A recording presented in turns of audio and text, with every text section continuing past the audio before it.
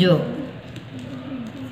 Plane page છે એના ઉપર લોખંડનો વેર વેરતા આવી ડિઝાઇન થઈ જાય. ધીરે ધીરે ઠપકારવાનું, ટકોરા મારવાના એટલે એની ડિઝાઇન બની જાય. અમે વિજ્ઞાનમાં જાદુ કરીએ છીએ, ડિઝાઇન બનાવી દીધી છે.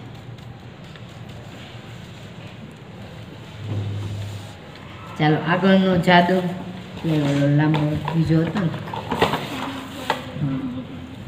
જો અહીંયા જોજો.